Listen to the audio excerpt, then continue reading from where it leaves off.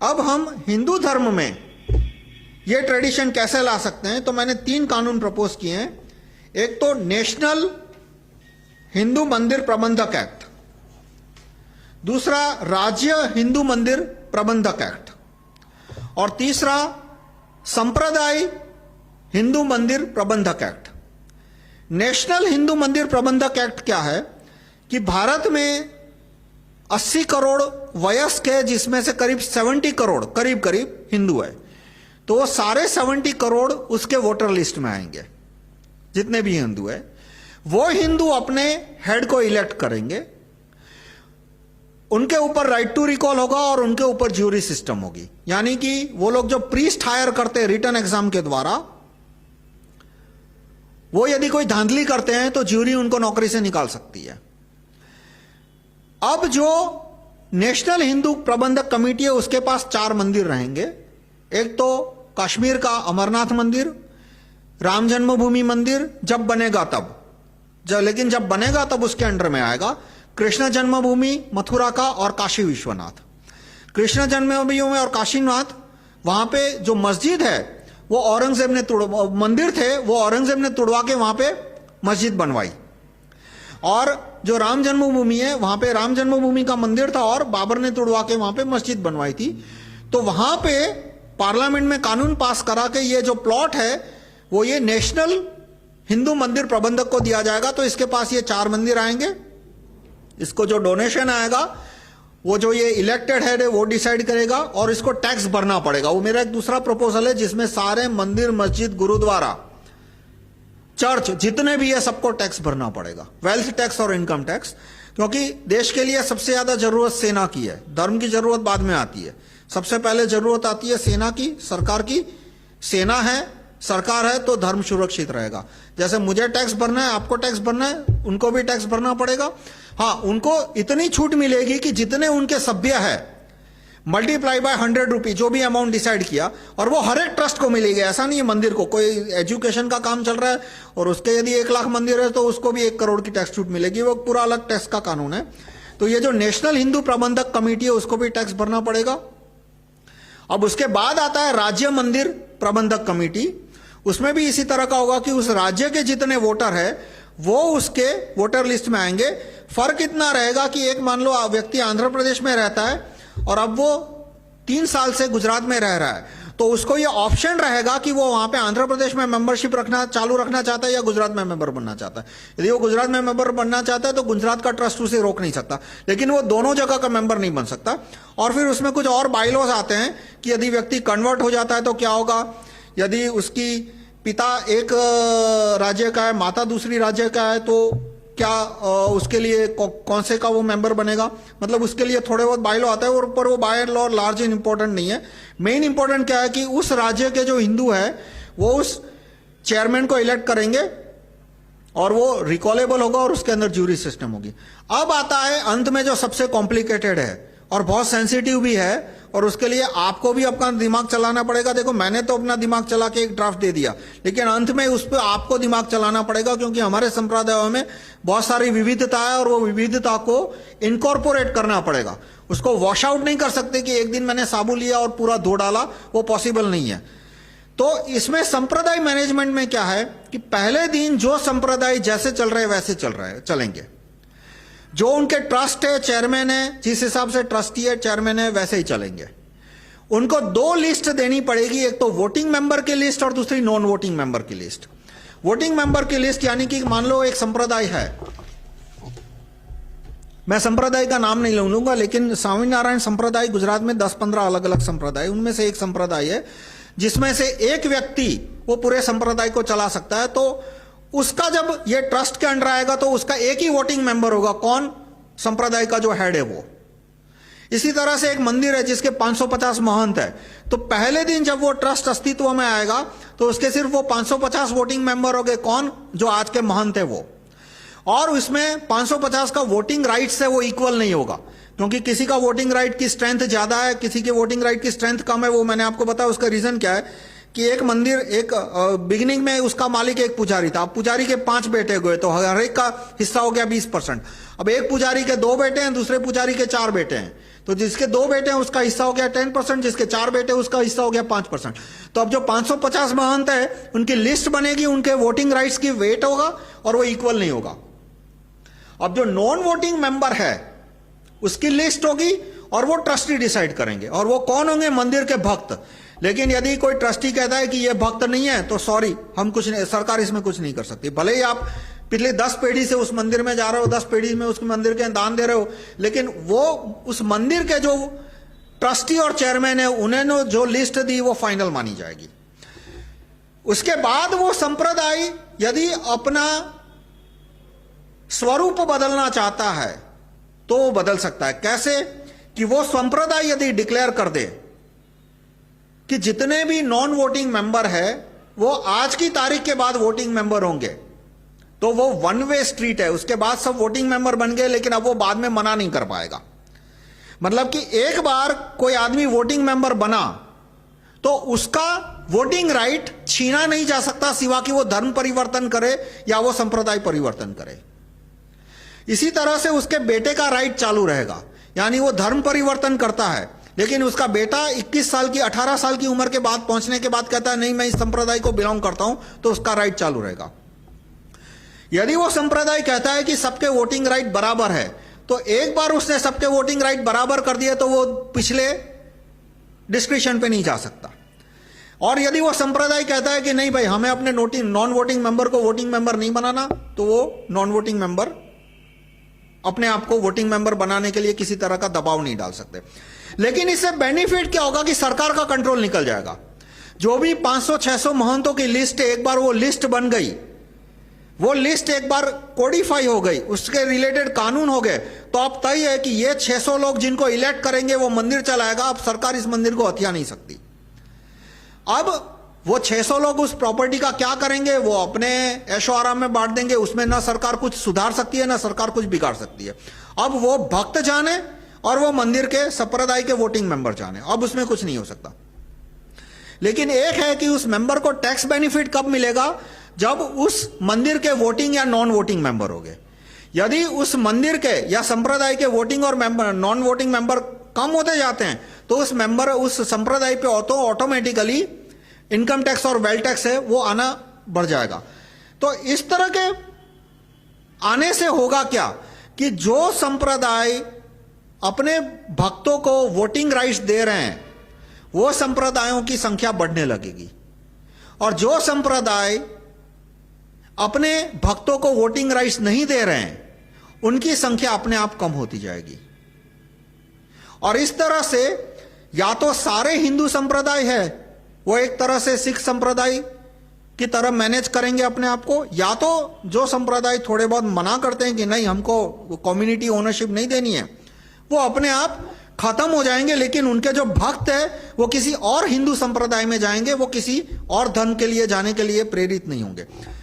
तो इस तरह से ये 3 कानून मैंने अलग अलग प्रपोज किए हैं।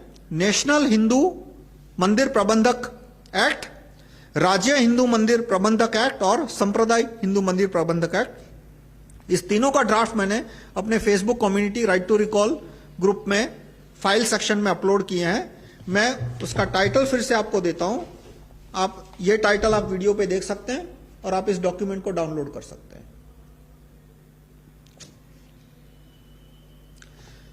अब ये कानून जितनी जल्दी आए उतना अच्छा है। आप ये कानून को पढ़ोगे और आपको ये पसंद आया तो आप इसको जो भी आरएसएस के हेड है, वीएचपी के हेड है, उनके पास ले जाइए। आप उनके पास ले जाओगे तो जहां तक मेरा मानना है या तो वो इस बात को मान लेंगे या तो जब इस बात का विरोध करेंगे तो आपको एपेक्स, देखो आरएसएस के वर्कर्स की बात नहीं कर रहा मैंने, जितने आरएसएस के वर्कर से बात की 95% को ये नहीं 99% को ये प्रपोजल अच्छी लगी। 99% को ये प्रपोजल अच्छी लगी कि ये मंदिरों पे इस तरह से 200-500 व्यक्तियों का एकाधिकार नहीं होना चाहिए, मंदिरों पे कम्युनिटी स्ट्रक्चर ही होना चाहिए। पर आरएसएस के एपेक्स के पास आप जाओगे, सरसंघचालक है या ऊपर के जो 20-25-50 लोग हैं, या तो आप किसी जिला प्रचारक के पास जाओगे, क्योंकि वो ऊपर के लोगों से दबा हुआ होता है, तब वो इस बात को समर्थन देगा या विरोध करेगा या टालेगा। टालेगा यानी कल, परसों, अगले जन्म में। ये टालने की जो टेक्निक होती है वो हर एक पॉलिटिशियन में होती है। फिर वो आरएसएस को या आम आदमी पार्टी का हो या कांग्रेस का हो, कमेटी बिठा देंगे, पुलिस की ग्रुप को दे देंगे, इस पे हम मंथन शिविर लगाएंगे। वो उनके टालने के लिए उनके पास 500 शब्द है, और मैं 500 शब्द आपको गिनाऊंगा ना तो उतनी देर में 500 शब्द और खोज लेंगे। जैसे ये आम आदमी पार्टी वाले बोलते थे कि राइट टू रिकॉल का ड्राफ्ट दो, तो पहले बोलते थे कमिटी। तो मैंने आम आदमी पार्टी के लोगों को बताया ये कमिटी तो कांग्रेस वाला शब्द है। तो उतनी देर में उन्होंने नया शब्द ढूंढ लिया, पॉलिसी ग्रुप। तो मैंने उनको बोला कि ये कमिटी और पॉलिसी ग्रुप, तब तक में उन्होंने तीसरा ग्रुप बना लिया कि थिंक टैंक। अब वो थिंक टैंक का शब्द के पॉलिसी ग्रुप, थिंक टैंक, पता नहीं 20-25 शब्द उन्होंने ढूंढ लिए। मतलब वो शब्दों, ये टालने के लिए अलग अलग शब्द होते हैं। उसकी लिस्ट बनाओगे तो पूरी 500 पेज की डिक्शनरी भर जाएगी, और वो डिक्शनरी पूरी करोगे तब तक में उन्होंने 2-4 और डिक्शनरी छाप ली होगी। तो ये इसका समर्थन नहीं करने वाले, यदि मैं आपको शॉर्ट में बताऊं तो आरएसएस का एपेक्स इसका क्यों विरोध कर रहा है? क्योंकि आरएसएस की जो अलग अलग संस्थाएं हैं, आरएसएस खुद ज्यादा पैसा इकट्ठा नहीं करता। आरएसएस की जो अलग अलग संस्थाएं हैं उनको पैसे की जरूरत पड़ती है। दुनिया में हर एक को पैसे की जरूरत पड़ती है। अब ये राइट टू रिकॉल ग्रुप है, वो मेरे पैसे से चल रहा है। मेरे वॉलेंटियर खुद अपना पैसा लगाते हैं अलग अलग जगह पे। थोड़े कुछ, जिसके पास 1000 रुपया है वो 1000 पत्रिका छाप के बांटता है, जिसके पास 500 रुपया है वो 500 जेरोक्स करा के बांटता है। हर एक आदमी अपने पैसे पे चल रहा है। मेरे पास थोड़ा ज्यादा पैसा है तो मैं अखबार में एडवर्टाइज देता हूं। तो आरएसएस की जो संस्था है वो पैसा कहां से लेती है? मंदिरों के मालिक से और बड़े बड़े जमींदारों से, राजाओं से। और इसलिए वो हमेशा उनकी तरफदारी करते हैं। यहां तक कि 1971 में जनसंघ और आरएसएस ने, उस समय भाजपा का नाम जनसंघ था, उसने कहा कि नहीं, राजाओं को जो पैसा मिलता है, प्राइवेट पर्स बोलते थे उसको, वो चालू रहना चाहिए। पूरा मिडिल क्लास उसकी वजह से जनसंघ का विरोधी हो गया, क्योंकि उस समय पूरा मिडिल क्लास था वो राजाओं से नफरत करता था, जमींदारों से नफरत करता था, एजुकेटेड मिडिल क्लास।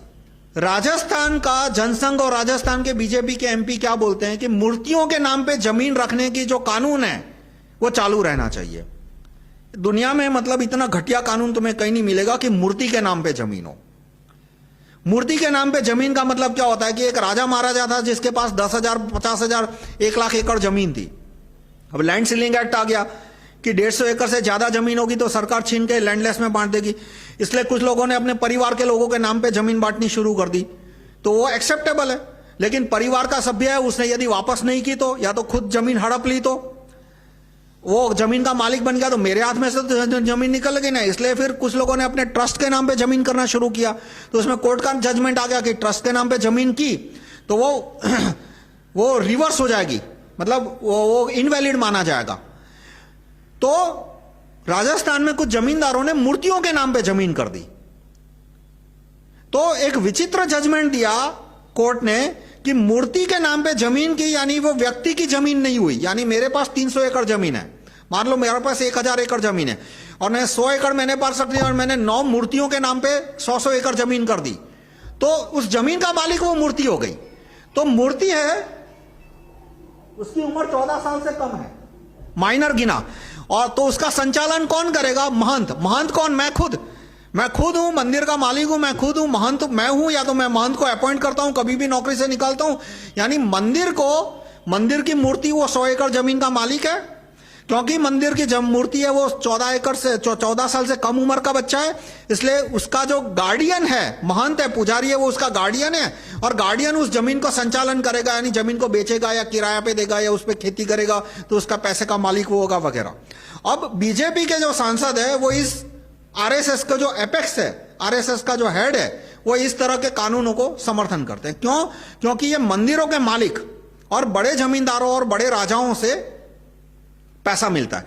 यहां तक कि अभी ये मोहन भागवत ने राजाओं की मीटिंग रखी थी आज के जमाने में, मैं ये 3 महीने पहले की बात करता हूं, बड़ौदा में। उसने भारत के जो 500 रजवाड़े थे उनके वारिसों को बुला के उनकी बहुत बड़ी मीटिंग की, दिखाने के लिए कि भाई देखो आज भी आरएसएस आपको धन्यवाद बोलता है, आपकी इज्जत करता है। जो राजाओं की उस 1860 के 60 के बाद उन राजाओं की सच में कोई वैल्यू नहीं बची थी और उन्होंने कुछ किया भी नहीं 1860 के बाद। खैर, तो हिंदू धर्म में जो कमजोरी आई, हाँ, इसी तरह से दूसरा एग्जांपल है, जैसे केरल का सोना है, केरल के मंदिर का सोना है, वो पूरा के पूरा सोना 10 लाख करोड़ का या जो भी है वो मंदिर के, अब मंदिर के अंदर है तो सरकार खा जाएगी।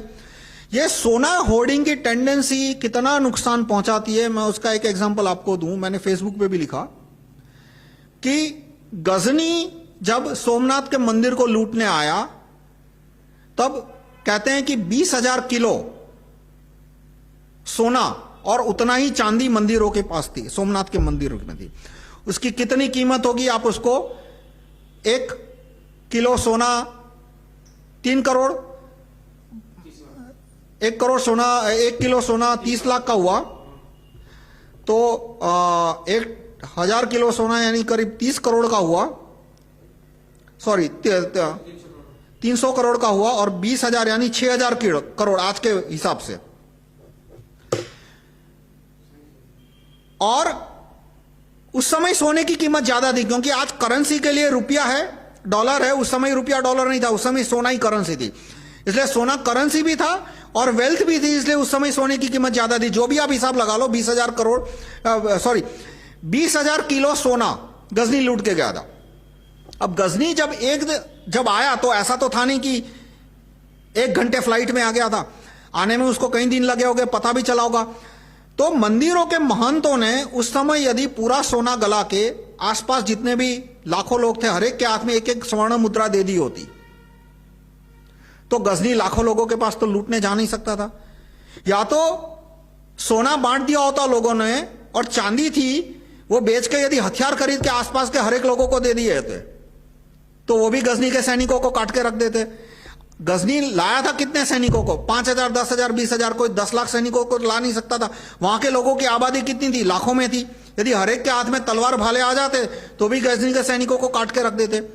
लेकिन महंतों ने आखिर दिन तक वो सोना लोगों को नहीं सौंपा। उन्होंने एक भ्रम पैदा किया कि यह सोमनाथ का मंदिर है वो शिव ने खुद बनाया है और शिव उसकी स्वयं रक्षा करेंगे, इसलिए गजनी की सेना जब आएगी तब शिव की जो मूर्ति है उसका तीसरा नेत्र खुलेगा और गजनी की सेना है वो पूरी भस्मभूत हो जाएगी, आग से जल जाएगी। मतलब आखिर दिन तक जब सोना पूरा का पूरा लूटने वाला था, उनके पास सैनिक नहीं थे, उनके पास हथियार नहीं थे अपने आप को बचाने के लिए, तभी भी उस सोने को उन्होंने आसपास की आबादी में बराबर नहीं बांटा। सोना ना उन्होंने अपने पास ही रखा और गजनी पूरा लूट के ले गया।